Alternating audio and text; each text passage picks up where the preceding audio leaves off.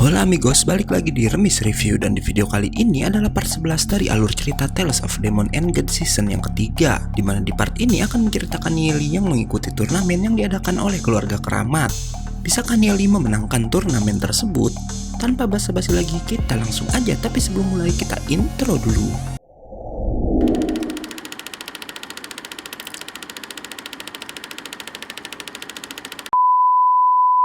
Di awal part ini, kita akan melihat Nieli yang diajak Patriark untuk memilih harta keluarga yang udah dijanjikan di part sebelumnya. Tapi lucunya ternyata sebagian besar harta keluarga mereka udah dijual saat keluarga tubuh surgawi mengalami masa-masa sulit. Nieli pun mulai memilih dan melihat sepasang knuckle. By the way, knuckle itu senjata tangan kayak gini ya guys. Nieli menginginkan senjata itu karena ia tahu jika senjata itu istimewa karena sepanjang hidupnya hanya punya satu pemilik aja. Gak hanya senjata itu, Nieli pun mengambil sebuah cetak biru dari boneka jiwa, di mana boneka yang dikendalikan dengan jiwa itu kini udah dilarang penggunaannya. Tak cukup sampai di situ, Nieli pun terus mencari dan menemukan sebuah bandul mutiara hitam dan menginginkannya. Tapi Patriark melarang karena katanya itu adalah benda peninggalan milik Patriark pertama keluarga mereka. Gak kehabisan akal, Nieli pun menawarkan 200 juta koin dan beberapa pil jiwa untuk ditukar dengan mutiara hitam tersebut. Yang tentu aja si Patriark dengan entengnya memberikan mutiara itu kepada Nieli. Dan setelah selesai, Nieli pun menyatukan senjata tadi dengan dirinya hingga akhirnya ia bisa menggunakan senjata itu. Sementara di tempat lain, Ninger menemui wakil kepala sekolah karena ia ingin pergi ke tempat bernama Batas Surga Keramat. Walau sang wakil kepala sekolah mengingatkan jika itu sangatlah berbahaya karena bisa menghancurkan jalan kultivasinya. Tapi ternyata tekad Ninger udah bulat untuk pergi ke ranah itu. Waktu pun berlalu hingga hari kompetisi yang diadakan di keluarga keramat pun akan segera dimulai. Nieli yang udah tiba di sana nggak sengaja melihat Chen Fei dan auto memanas-manasinya tentang masalah Ninger. Chen Fei terlihat sangat kesal, tapi orang yang bersamanya menahan Chen Fei agar nggak membuat keributan sebelum pertandingan. Tapi saat Nieli berkata jika ia pernah mengobati Ninger dengan cara memijat tubuhnya, Chen Fei nggak bisa menahan emosi lagi dan mencoba menyerang. Namun ia dihentikan oleh Direktur Yang dan juga Chen Ming yang datang ke sana. Bukannya diam, jagoan kita malah menantang Chen Ming untuk bertaruh pada siapa yang akan menang antara dia dan juga Chen Fei. Yang tentu aja Chen Ming memasang taruhan sebesar 50 juta untuk si Chen Fei. Si Nieli lalu bilang apa kepercayaan keluarga keramat pada Chen Fei cuma sebesar 50 juta aja. Tapi Chen Ming menjawab jika pertarungan antar keluarga itu akan dibagi menjadi 3 ronde. Dan taruhan 50 juta itu ada di setiap rondenya, berarti 3 kali taruhan ya guys. Sebelum pertarungan, Chen Ming memberikan Chen Fei 2 butir pil penguat roh iblis. Tapi Chen Fei yang yakin bisa mengalahkan Nieli dengan mudah nggak mau menerima bantuan dari Chen Ming itu. Ronde pertama Nieli melawan Chen Fei pun akhirnya dimulai. Chen Fei dengan agresifnya langsung menyerang Nieli, tapi si Nieli langsung mengeluarkan roh iblis panda bertaringnya dan dengan mudah bisa membanting tubuh si Chen Fei. Chen Fei yang marah berusaha mengeluarkan roh iblisnya, tapi Nieli yang gak mau menunggu hal itu terjadi memukul Chen Fei hingga terjatuh. Melihat Chen Fei terlihat gak berdaya, gak diduga Chen Ming pun menyerah dalam ronde pertama itu. Tentu aja Chen Fei gak mau menerima hal itu dan mencoba menyerang Nieli dari belakang. Tapi Nieli lagi-lagi bisa memukul Chen Fei hingga gak sadarkan diri. Setelah Nieli menang, Chen Ming pun menemuinya dan menantang dengan bilang jika Nieli lah yang harus bertarung dalam 3 ronde tanpa pergantian bertarung. Karena taruhan dalam 3 ronde tadi emang kan dibuat untuk Nieli. Direktur Yang berkata apa Chen Ming ingin menang dengan cara kotor, tapi Chen Ming yang udah gak peduli apapun terus aja mendesak Nieli untuk menyetujui idenya itu. Si bocah pintar lalu bilang ia mau menerimanya asal taruhannya dinaikkan menjadi 300 juta tiap rondenya. Tapi Chen Ming hanya mau menaikkan taruhan sebesar 100 juta koin aja. Ronde 2 pun dimulai, kali ini pertarungan antara Nieli melawan seorang petarung keluarga keramat bernama Chen Ning. Nggak mau mengulang kesalahan Chen Fei, Chen Ning pun sejak awal udah mengeluarkan roh iblisnya yang berbentuk beruang api. Bersamaan dengan itu, Nieli pun mengeluarkan panda bertaringnya lagi. Chen Ning pun langsung menyerang Nieli, tapi si Nieli cuma lari-larian aja di atas arena dengan Chen Ning yang terus mengejarnya.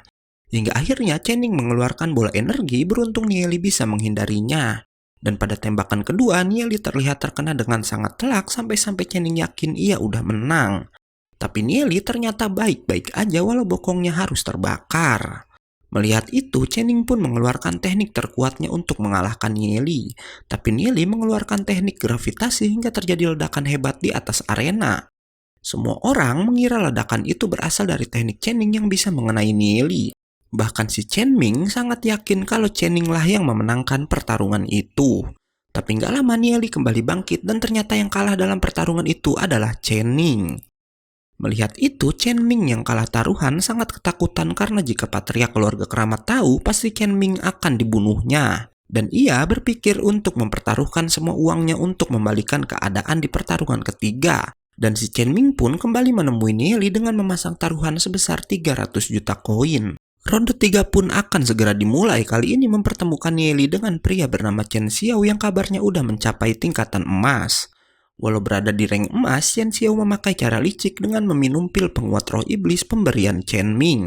Hingga ia pun mengeluarkan roh iblisnya yang bisa membuatnya memiliki sayap. Sementara Nieli lagi-lagi mengeluarkan panda bertaringnya di mana kemudian keduanya langsung beradu kekuatan.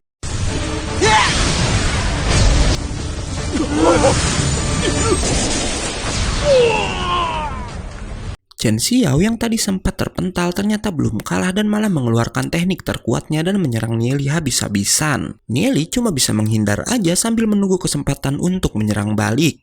Hingga akhirnya kesempatan itu datang dan Nieli tahu-tahu udah ada di belakang Chen Xiao dan bisa menjatuhkannya. Dan gak sampai di situ aja, Nieli lalu mengeluarkan sebuah teknik milik panda bertaring yang akhirnya membuat Chen Xiao kalah. Nieli pun dilulukan oleh semua orang termasuk Zion yang ternyata menonton pertarungan tersebut. Sementara itu si Chen Ming auto kena mental karena kalah 450 juta koin oleh Nieli seorang. Nieli pun lalu menemui Zion untuk memberikan salah satu roh iblis tingkat emas hitam yang di part kemarin udah berhasil ia gabungkan.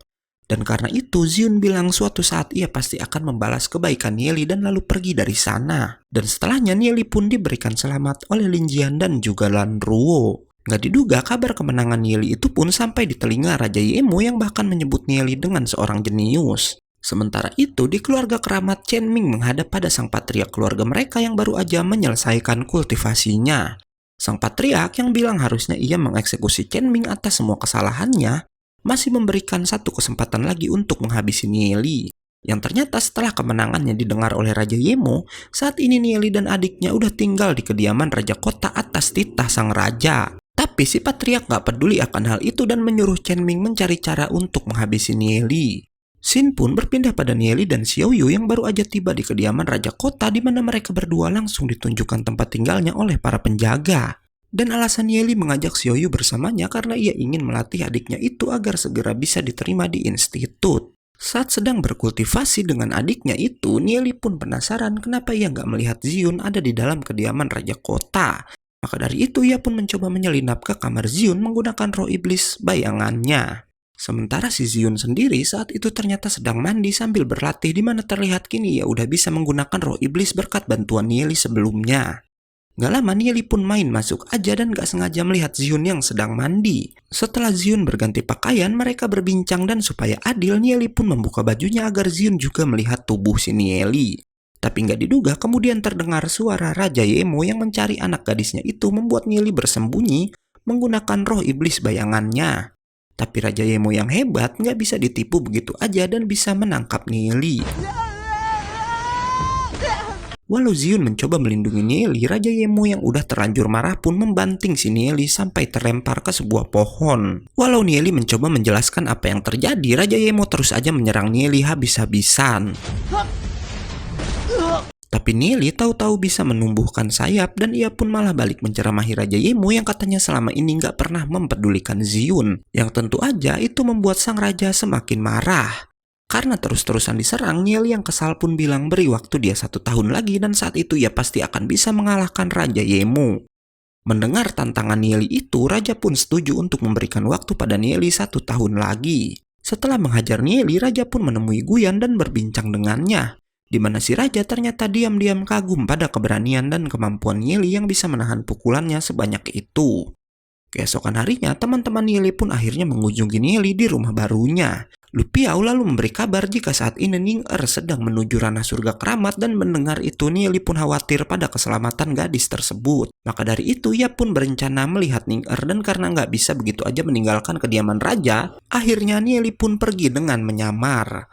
Sebelum pergi, Nieli pun sempat memberikan semua temannya masing-masing roh iblis level dewa yang cocok untuk mereka. Kemudian, dengan ditemani Lupiao dan juga Duze, Nieli pun langsung menemui wakil kepala sekolah dan langsung mengatakan jika ia ingin pergi ke tempat yang sama dengan Ning-er berada. Wakil kepala sekolah lalu membawa mereka ke sebuah bangunan, dan sesampainya di sana, Nieli pun langsung masuk sendiri, tapi ketika berada di dalam terjadi guncangan hebat hingga Nieli pun menghilang dari sana dan part 11 pun berakhir. Oke, karena videonya udah habis, gue undur-undur dan Remis Review pamit.